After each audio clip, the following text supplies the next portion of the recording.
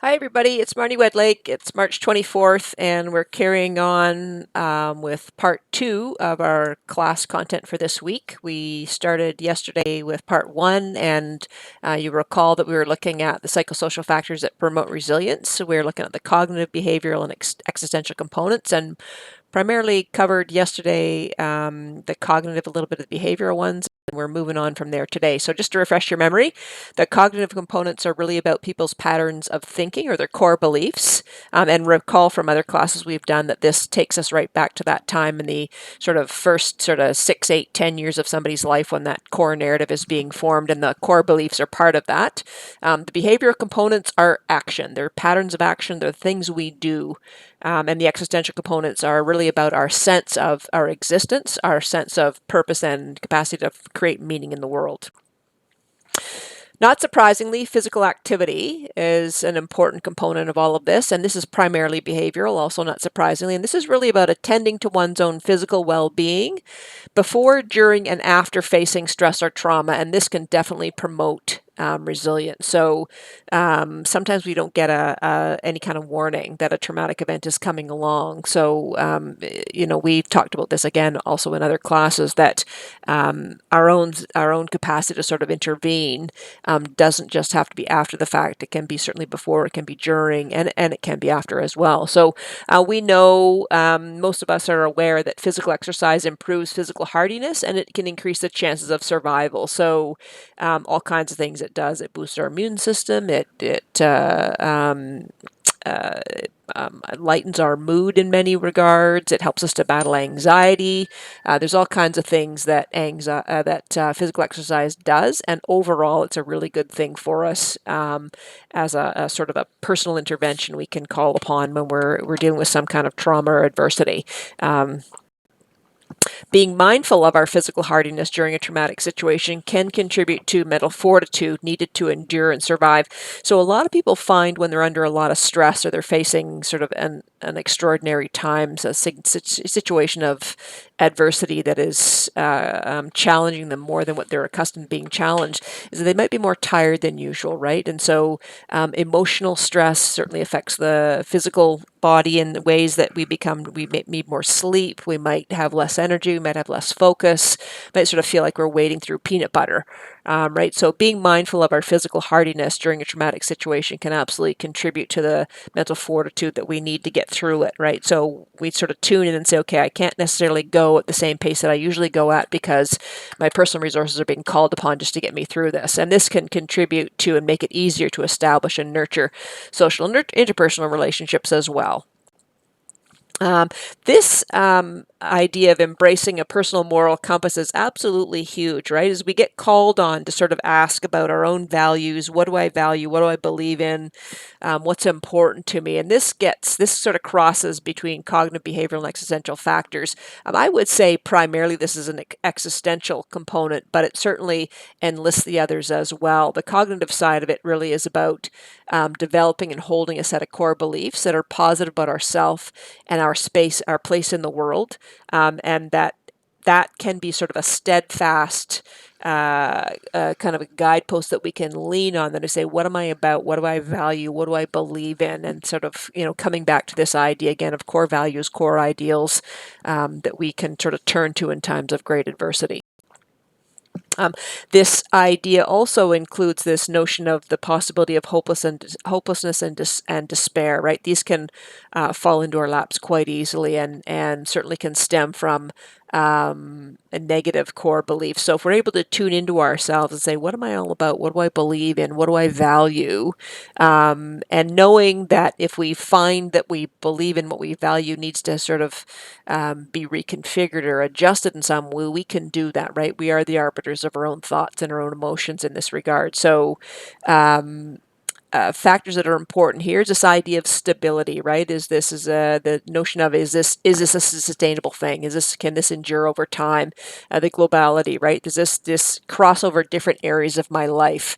The internality is this regarding my own personal characteristics of the negative life events that we're encountering, right? So this is, again, to really emphasize, this is about tuning in, checking in with ourselves, and seeing where we're at with regard to all of these things that can contribute to hopelessness and despair, and also they can be drawn upon by us to pull us out of spaces of hopelessness and despair when we fall we fall into that headspace.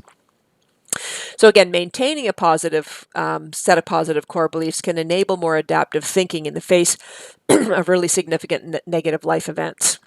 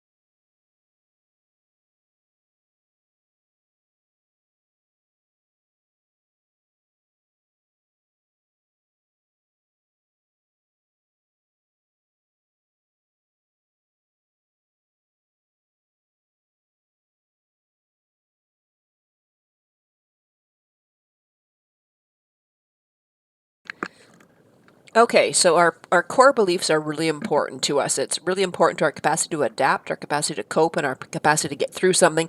And again, our capacity to get not only to get through, but to sort of rise up after a traumatic event, right? To sort of pull ourselves out of that place, out of that 9% space where we might be vulnerable to a post-traumatic stress response, right? So maintaining core beliefs enable more adaptive thinking. They enable us to be creative. They enable us to be more nimble in our thoughts, if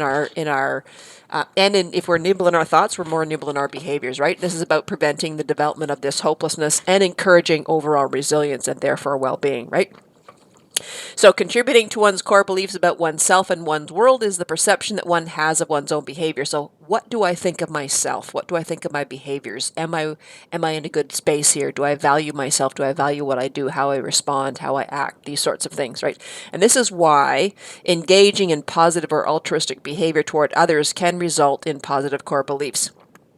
So when the chips are down and things are going really, really, really badly, things are stressful, there's great trauma, great adversity happening, sometimes for a lot of people, it really helps to say, what can I do to help someone else, right? Altruism is an important behavioral component of developing and embracing a personal moral compass, and it's been strongly associated with resilience in children and adults. So this is our capacity to look beyond ourselves, look beyond our own needs, and to say, what can I do to enable somebody else's well-being? What can I do to help? And that in turn helps us, right? If we give, we get.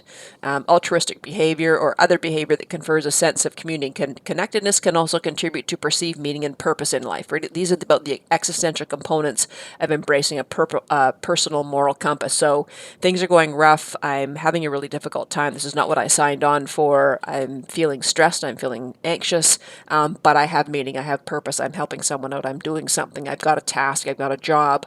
I've got something that I'm focused on.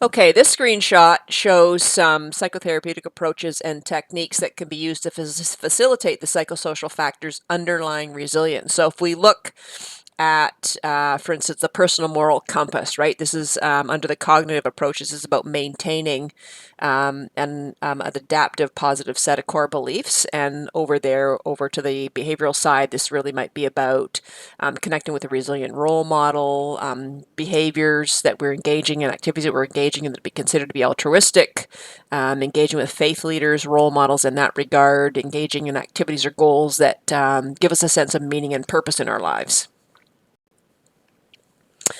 Cultivating psychosocial factors that promote resilience prior to trauma can also be done during and after traumatic experience. So not only can they be done, but really they should be done, right? So we should ideally strive to be in a place in our lives where we're conscious of the fact, and we talked about this right at the beginning of this course, and we said, we asked the question, is well-being created or does it happen, right? Do we have any sense of control over it?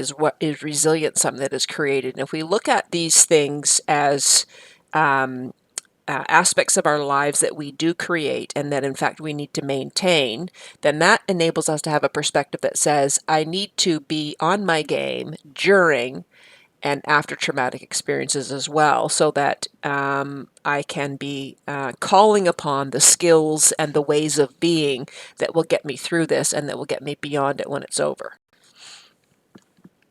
So finding and identifying with a resilient role model is key. So in yesterday's class notes, we talked about the importance of social networks, right? And how key these are. We're social creatures. Having this sense that somebody or some organization has our backs is really, really key. And so within this larger realm is this idea of finding a resilient role model, as well as who do I see out there? It might be somebody we know, might be somebody we don't know, right? A television figure or a sports figure, or somebody who, leader in a church or of a community of faith or what have you, might be somebody who we look up to.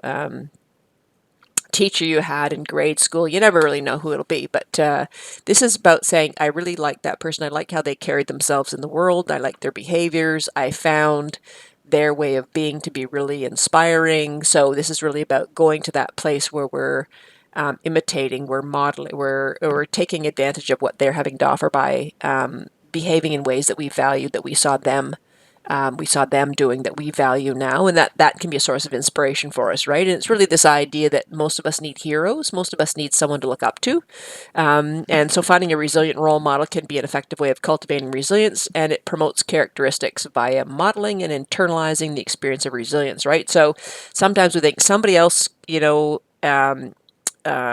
is doing this, somebody else. An example that comes to my mind is I really want to be exercising regularly, but I'm not. And then I've got someone in my life, maybe it's a teacher I had, or somebody I know, who, a neighbor or great aunt, somebody rather, who really exercise. I really value that person, and so I want to be like them, so I'm doing it. And that kind of thing is something that's natural to all of us, and it's a really good thing. It can feel kind of silly when we're older, but it's a really good thing. And so something to really focus on is if we're feeling in a place of sort of greater vulnerability ourselves, we can say, well, who can I look up to right now? And, how would they get through this kind of scenario? And again, this idea of establishing a social network, right? A social network to learn from before trauma and one to rely on during and after trauma, key for all of us. Absolutely. Somebody's got to have our back. We've got to know there's people out there. And this can mean the difference between resilient outcomes and the development of some kind of psychopathology. Absolutely, right? And close relations with others contribute to emotional strength.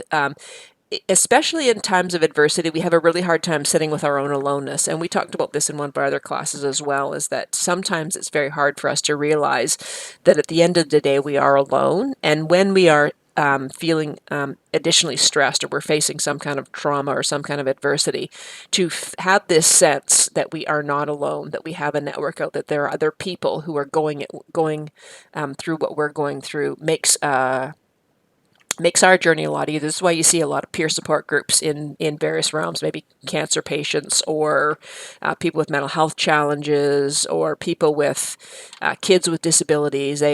People will hook up with people who are having like experiences because there's strength in numbers, right? And another phrase that's maybe not the greatest one, but misery loves company. So we like to know that there are others who are fighting the same fight we're fighting, right? And so social support can absolutely influence our perception of ourselves and the world, and it can contribute to the cognitive components of resilience, especially maintaining optimism and positive self-regard. So if we're looking around, who in my group is struggling? Where they're getting through it, then I can get through it. If they can face that challenge, then I can face that challenge, right? So we call on each other's courage.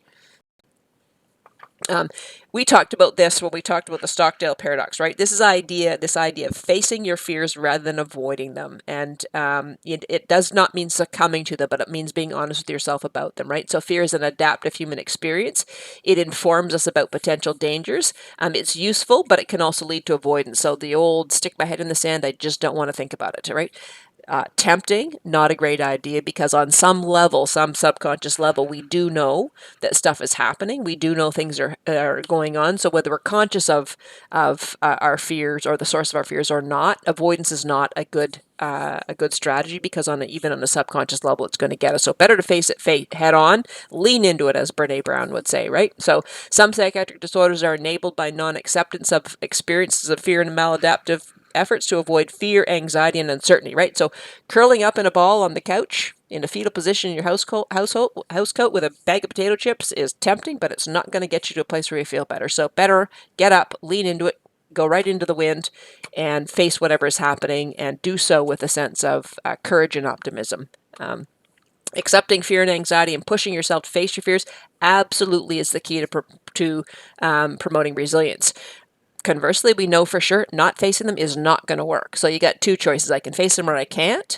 We know for sure not facing the fear is not going to work. We know for sure that facing the fear gives you a really good chance that it's going to work. So better off to take option B, because we know option A is for sure not going to work. Stress inoculation, an interesting idea. This is about prior exposure to manageable stressors, and this can reduce behavioral and physiological responses to subsequent stressors, right? So people who have been through significant events, significant traumas or adversity, and they've shown themselves that they can get through it and they can rise above, they can cope, they can be better for it, tend to be able to draw on that, right? They tend to be able to draw on that as, oh, I've been through this, or I've been through worse, or I've done it before, and I can do it again, right? And this is really about increasing your sense of control and your sense of mastery. So it says, I have proven to myself that I have the personal resources to get through these things, so I know I'll get through this. It's also about reducing the amount of anxiety that's experienced when confronting a stressful or traumatic situation. And it really is, at the end of the day, about learning to respond more adaptively. So it's tried, tested, and true. I've done this, I've done worse, or I know I can do it, I've been through it, I can do it again. Calling on our inner courage, that's what this is about. Key, absolutely key, attend to your physical well-being. So in times of great stress and adversity, we might be more tired than usual. So if on a good day, you might need 8 hours sleep. On a not so good day, you might need 10 hours sleep. And we got to pay attention to that. On a good day, you might be like an ever-ready bunny going on all 12 cylinders. On a not so good day, you might only be firing on 6 cylinders and maybe are less productive or need more breaks. That's okay. Got to pay attention to that. Physical activity, exercise, absolutely helps. It has a number of benefits for both our physical self and our emotional self. Energy begets energy. As I said, it does have, science has shown that it's great for your immune system, great for regulating your blood pressure, great for managing anxiety and depressed mood. Overall, contributes to physical hardiness and this practical ability to endure or to survive. Motion is lotion. We need to be moving, right? And as we have already talked about, it can boost your mood, can enable greater self-esteem, and can be like miracle grow for your brain. So it helps with cognitive functioning and brain functioning as well. Physical activity prior to traumatic experience can enable increased self-esteem and optimism about the chances for survival, right? So this is really about back to this idea of resilience and well-being are things that are created and maintained. You know, they don't just happen. We carry them on, we do them repeatedly, and we sort of keep working on them just in case we need them, right? And so physical activity is one of these things, is we want to be doing it all the time because it's good for us all the time, but all the time also because we might need to draw on the benefits of physical endurance when the chips are down. During and after trauma, physical activity can improve our mood, our cognitive capacities, our capacity to regulate our emotions, our cognitive flexibility, our sort of nimbleness of mind, and our ability to get through really tough times when we're trying to rise up and rise beyond.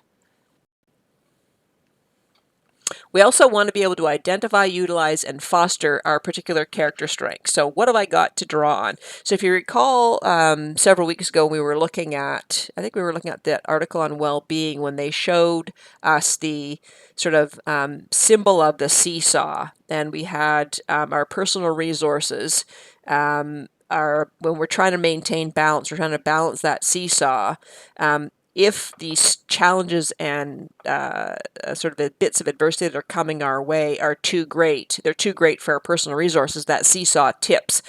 Balancing it back to, again, where we have this sense of homeostasis of well-being means we draw on our personal resources to sort of match that adversity that's tipped our seesaw, and we bring our seesaw to a place of balance. So this really is about tuning into ourselves and saying, what character strengths do I have to draw on? What's in my resource package?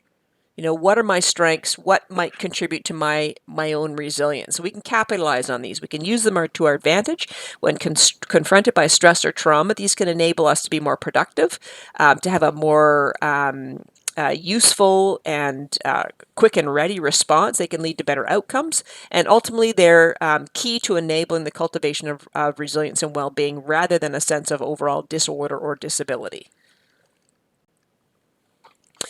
Naming our strengths can help us to name our weaknesses as well, right? So nobody has just all strengths and all sort of, you know, resources that are useful to them. Most of us have a storehouse full of attributes that are not going to necessarily be all that helpful, and we need to know what those are, right? So in order to name our strengths, it also helps us to name our weaknesses, and this then can help us to further develop and strengthen our own strengths, right? So it's know thyself, know your own weaknesses, know where your areas for growth are, know where the sort of where things might kind of come apart on you, know what to sort of steer toward and what to steer away from.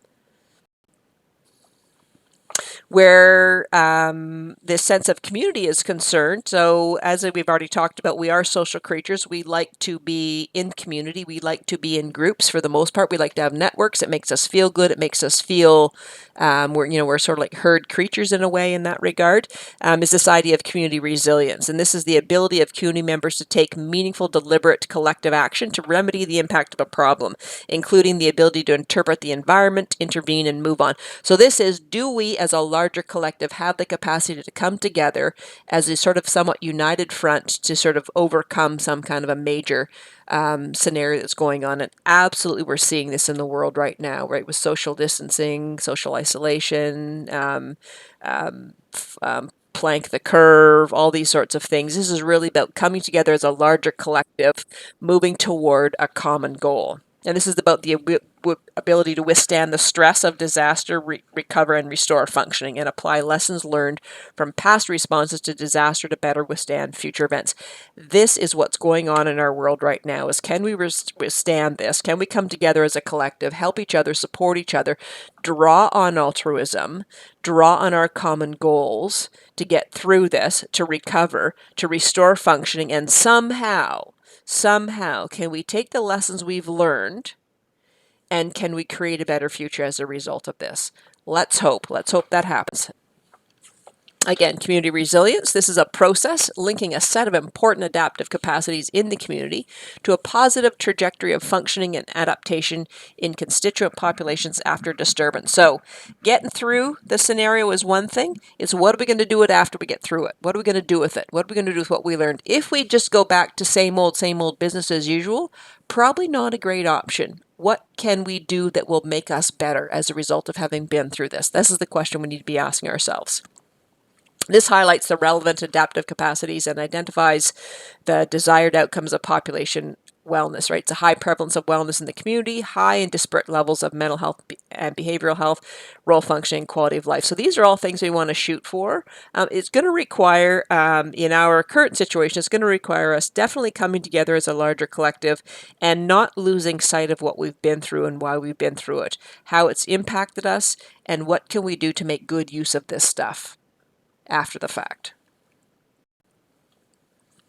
So here's some interesting guidelines. These are guidelines for developing capacities and fostering resilient communities. I quite like this summary.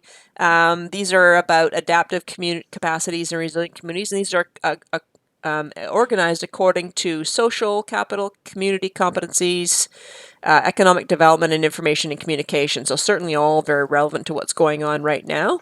Number one, communities must develop economic resources, reduce risk and resource inequalities, and attend to the areas of greatest social responsibility, right? So as you're reading through these, as you're thinking about these, you can think, how do these apply to our current global pandemic? Number two, engage the population meaningfully in every step of the disaster mitigation process, from preparation to action to recovery. This is about buy-in, right? If we're all engaged, we're all part of it, we all make the decisions, buy-in means we're going to have a greater chance of success in the end.